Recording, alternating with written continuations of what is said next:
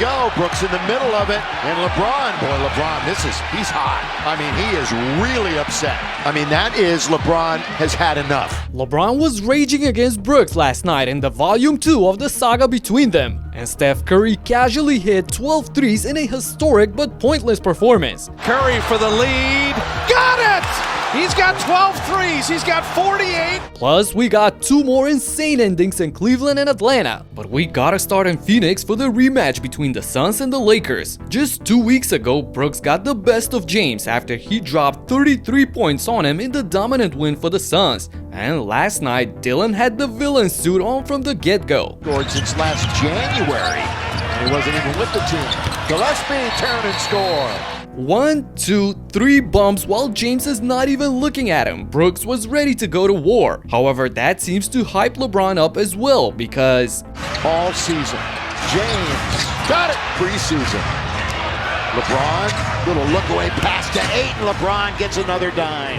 So they have not again, same thing. Goodwin, blocked by James, blocked by LeBron. Jordan Goodwin got the second steal on Bron and thought he had an easy finish, but James turned on the jet for another one of his signature chase-down blocks. So in the second quarter, the old man decided to return the favor to his nemesis. Vincent got to get his scoring touch back, and now Brooks and LeBron, they got a history. You know they've got a history. Dillon wanted to extract a little extra on this play, but it all ended with a common charge. Going back and forth at it, the game was pretty much in the balance in the first half. With 2, with 1, 8. Oh, that would have counted. That would have counted. LeBron says he got hit on the head. He did. And did they call the foul? Yes. They did. And I think they're going to call that on Brooks. Early in the third, inadvertently or not, Brooks poured gasoline on the situation when Team has a challenge remaining. Now they're calling a foul with 2 seconds on the shot clock. And again, here we go. Brooks in the middle of it. And LeBron, he's hot. I mean, he is really upset. James was fuming at the refs for not calling the extracurriculars by Dillon. I swear, he's the only guy in the league who's staying in the game after all that raging on the poor ref. Everybody else would be thrown out immediately. But the king got out of it with a tech. So the Suns had a 6-point lead in the third quarter when the Lakers went on a humongous run sparked by LeBron and the guys from the second unit. It all started with a bang. To Hayes, the trailer! Throw it down! Rim run it! Oh, that was nasty. Jackson Hayes destroyed Iguodala on the fast break, infusing a lot of energy into his team. LeBron looks to attack all the way. Left hand, no. Jackson Hayes in the mix. And LeBron lays it up and in. Quarter. Luka, Lakers, 83-77. The Lakers were headed into the final period on a 15-0 run, building a 9-point lead. But they weren't nearly done, as the Avalanche continued in the fourth quarter as well. James seeking the rim, scoring! He gets the game ball. I don't care. James, 3. Yes, sir! Fresh snow! Timeout! Lakers with an 18-point lead! Become contagious. I think Jake LaRavia has showed it. Lob! Oh! Jax! Where did he get that one from? The sky? An additional 10-2 run for LA to get him up by 18 points. And James was eager to rub all of that into Brooks' face. On the next play, the Suns' misery continued as Bron stole the ball from Dillon, which eventually led to this. Vandy that recovered. Baseline, LaRavia throws it down with one hand! Turning defense into offense, the Lakers capped off an incredible 28-2 stretch, building a 20-point lead early in the fourth. Get this, Phoenix went 10 straight minutes without scoring a single field goal. The game's gotta be over at this point, right? Wrong. The Suns sparked a furious comeback, starting with this pass by Marcus Smart to Grayson Allen in transition. Wait, what? Backwards. Yeah, he was trying to get a little fancy. They got caught up in the moment. Yeah. Grayson Allen, lob underneath. Get a little of their own medicine right there. Games he has played before tonight. Count of it goes. Yeah, the Lakers need a timeout. Instead of blowing the game open, Smart triggered a 12-2 run by Phoenix, which got them within 10 points. But the Lakers still had a comfortable 14-point lead with little over 3 minutes to play when the home team went on another huge run. Booker. All the way to Gillespie. This is the kind of look that he relishes. And the bounce goes to Grayson Allen. Lob under to Williams, who beat everybody down the floor. 4. LeBron underneath, they take it away. 111-104. Brooks gonna shoot it inside the free throw line. Here comes Phoenix. Booker, Allen, corner, Gillespie. Colin Gillespie ignited a monster 12-2 run in the clutch to make it a single possession game. Unbelievable. After the timeout, the Lakers desperately needed someone to stop the bleeding, so He fakes it, going all the way, lays it in. The aggressive LeBron James. James stays patient and scores his 24th point of the night to put his team up by 4. And after a couple of free throws by Grayson Allen to cut the deficit to 2 points, Marcus Smart commits another crucial error, which eventually leads us to an absolute chaos at the end. Phoenix has a timeout. Here comes Marcus. It's blocked. They reject it. Booker. Brooks. They've got the lead. They've got the lead. Oh my goodness, what is going on? Iguodaro blocks Marcus, and just seconds later, Dillon knocks down the 3 to take over the lead for Phoenix. The fans are exhilarated, but the refs are going to the replay center for a possible hostile act by Brooks. Illegal contact, unsporting contact during the dead ball, and aggressively approaches James. It is a technical foul. He's been ejected from the game on his second technical foul. Los Angeles will shoot a free throw. They called a timeout during that dead ball, and then they will advance the ball. Wow, Dillon got his second tech for getting into James's face after an obvious missed call on his 3-point shot. He's out, and Bron gets a chance to tie the game on the foul line. But with all eyes on him and the entire crowd booing, Not go back. James, perhaps fittingly, missing the technical free throw. LeBron misses the free shot, but the Lakers have another possession to try and win the game. Doncic. Back out to LeBron for the lead. He got fouled. He got fouled. Oh, at first it looked like a ridiculous call, but on the replay we see that Booker just glazes Bron's shooting arm with the flick of his wrist, and that's more than enough for the refs to dismiss the Phoenix challenge and proceed the game with 3 free throws for James. He misses the first one. Is it possible that he's gonna choke the game away?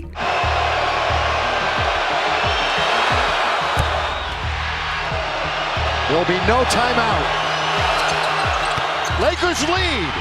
Nope. The most experienced guy in the league hits the pair needed to get back on top. Still, with 3.9 on the clock, the Suns have one last try to pull off a miracle. Grayson Allen on its way. Lakers win. They hold on and win the game. Allen can't get the shot off, and that's all she wrote for this one. LeBron comes out as the winner at the end, and here's what he had to say about Dillon Brooks after the game. You and Dillon Brooks, what do you think of his approach when he plays your teams in particular? I just like to compete. He's going to compete. I'm going to compete. We're going to get up in each other's face. Try not to go borderline with it. You know, I don't really take it there. But we just compete, you know, and did that almost all the way to the end of the game. From one legend to another, Steph Curry came out sizzling hot against the Blazers last night. Curry 3. So Steph with the defense, and then the triple. Curry again. Steph's got 21, and here he comes, the Human Torch now. Shot clock at 10. Curry, heat check. Oh man! These 3 bombs in a row were just a glimpse of what Curry was doing all night long. Until early in the fourth, he was shooting 9 of 12 from downtown, guiding the Warriors to a 10-point lead on the road. They jump at Steph again. Sidestep 3. Cash. 8 of 11 on threes. Step back 3. Make it 9. However, Jeremy Grant was having himself a ball game as well. Slowing down Shaedon Sharpe has become difficult too. Jeremy Grant warm-up 3. Not going to miss that. It's anyone but Curry shooting the ball. Murray to Grant. Instant replay. Same result. Steve Kerr's going to take time. Keep them out of the paint. Their drives set up everything. Jeremy Grant inside, flipping it up and in. He just got down there in a hurry. Jeremy returned each and every blow by Curry, and with 12 unanswered points, Portland took over the lead in the blink of an eye. Shaedon Sharpe up and in. I'm telling you. So, all tied up in the clutch, Golden State's only option was the chef. For 11, and he got it! Curry's got 11 threes. Steph trying to launch initially, faked the three, got to the rim. Listen, he's got 45. Steph was a machine in this one, putting the Dubs up by 5 with 2.5 minutes remaining. But as I said, Jeremy Grant was there to absorb every punch in the final period. Jeremy Grant for 3. Back and forth we go, as Curry simply can't do no wrong. Curry for the lead, got it! An absolute explosion by the world's greatest shooter with 12 threes on 63% efficiency to will his team in crunch time. He scored 21 of his 48 points in the fourth quarter, but Jeremy was right there with him, and with 19 of his 35 points in the final frame, got the Blazers up by 1 with little over a minute to play. So down by a point, the Warriors were looking for their savior, and when they finally found him, the Blazers got him double teamed for a very tough shot. It would have been too much if that went in, but he actually redeemed himself, stealing the ball on the other side for a total chaos at the end. Trailing by 1. They can go 2 for 1. All defensive performer Kamara. Curry to lay it up and out. Tipped twice, no. Man, the Dubs missed 3 opportunities at the rim, and now they must foul to stop the clock. Then he stays calm at the free throw line to put his team up by 3 points. So now, knowing where the danger comes from, Portland plays great clutch defense. Steph's got it now with 2 defenders and it taken away.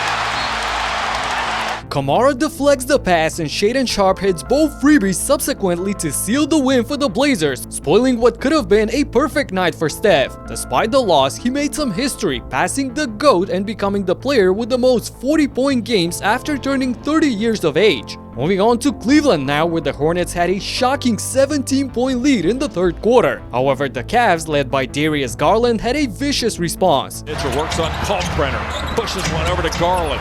Garland attacks, floats and scores. So the game went down to the wire, where the home team took over the lead in a frantic sequence. Rebounded by Sion.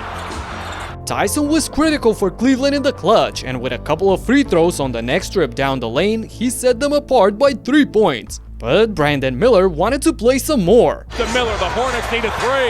Miller from long range ties it with 4 seconds to go. Brandon Miller drains the three-pointer to tie the game for Charlotte, and I think that this one's on Coach Kenny Atkinson, who gave the last ball to Donovan Mitchell, who shot terribly all night long. Just 6 of 20 until that point, and he misses the potential game winner, of course. So in overtime, points were really hard to get, especially from the field. So much so that we saw only 1 bucket in the entire 5 minutes. Miles Bridges scores the lone basket for the Hornets to give them a 4-point lead. So you guessed it right, the Cavs lost the game, failing to score for the entire 5 minutes. Not a single point. 0. After coming all the way back to forced overtime, Garland, Mitchell and company combined for 0 for 10 from the field, losing their 6th game in the last 10 to fall down to the 8th spot in the East. And we gotta go to Atlanta now for another Eastern Conference matchup between the Hawks and the 76ers, who missed Tyrese Maxey for this one. But luckily, their once superstar duo of Embiid and PG played just like they imagined it 2 years ago. Edgecombe giving to Paul George inside Embiid, who just came back, drops this one in just about halfway through the 4th. PG's been on it tonight and banks in a 3. Come on, Bob, really? Paul George reclaims the dribble and fires a 3. Oh my goodness! End of the clock for vintage Paul George. Embiid and George combined for 57 points on 46% from the field and got Philly within 2 points after trailing by 11 earlier in the game. But Dyson Daniels, with a couple of hustle points from the second chance opportunity, bumped the lead back up to 4 late in the clutch. However, the Sixers moved the ball beautifully on the other end to find Quentin Grimes all alone in the corner. Paul George gives it up. Quentin Grimes for 3. That's good. And they played great defense as well, forcing Okongwu to take a tough contested layup. Here's Okongwu going up. He rolls it off the rim, no good. So now it's winning time, and both Joel and PG get to touch the ball. But Paul George trying to get a shot away. Beat with a great defense. Three-pointer, no good. Rebound, Edgecombe. On to Embiid. 18 seconds left. 7 on the shot clock.